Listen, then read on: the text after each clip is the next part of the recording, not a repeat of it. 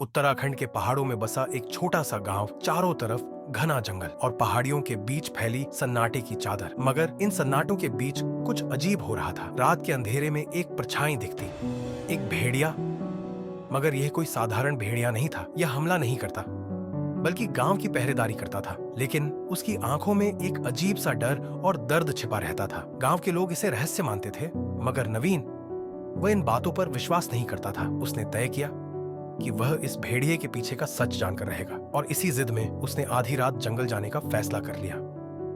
नवीन जंगल में बढ़ने लगा। चारों तरफ घना अंधेरा और बस उसकी टॉर्च की रोशनी ही रास्ता दिखा रही थी। तभी अचानक झाड़ियों के पीछे एक हलचल हुई और सामने आ गया वह भेड़िया। मगर अजीब बात यह थी कि उसने नवीन पर हमला नहीं किया, बल्कि उसकी आंखों में कुछ कहने की कोशिश थी। फिर जैसे भेड़िए ने नवीन को इशारा किया और वह उसके पीछे चल पड़ा। कुछ दूर जाने के बाद नवीन के पैरों के नीचे कुछ चटका। वह रुका और जब उसने नीचे देखा तो उसकी रूह कांप उठी। जमीन पर बिखरी थी इंसानी हड्डियां। ये वे लोग थे जो कुछ महीनों में अचानक लापता हो गए थे। डर और उलझन में नवीन गांव वापस आया और बुजुर्गों से पूछा। सभी बुजुर्ग चुप हो गए, जैसे कोई भयानक सच छुपा रहे हो। फिर एक बुजुर्ग ने धीमी आवाज में बताया, 100 साल पहले कुछ लालची लोगों ने गांव के एक निर्दोष आदमी को मार दिया था और उसकी लाश जंगल में फेंक दी थी। मरते समय उस आदमी ने श्राप दिया था कि उसकी आत्मा कभी चैन नहीं पाएगी और वह लौटकर बदला लेगा। अब नवीन को समझ आ गया था, वह भेड़िया कोई साधारण जानवर नहीं था, बल्कि वही निर्दोष आदमी था जो श्राप के कारण भेड़िए में बदल गया था। अब वह गांव के निर्दोष लोगों की रक्षा कर रहा था, लेकिन वे पापी लोग जिनकी आत्माएं अब भी जंगल में भटक रही थी, वे ही गांव के लोगों को मार रही थी। अब एक ही तरीका था इस श्राप को खत्म करने का। नवीन ने गांव वालों को समझाया और सभी को जंगल में बुलाया। वहां उन्होंने उस निर्दोष आत्मा से माफी मांगी और एक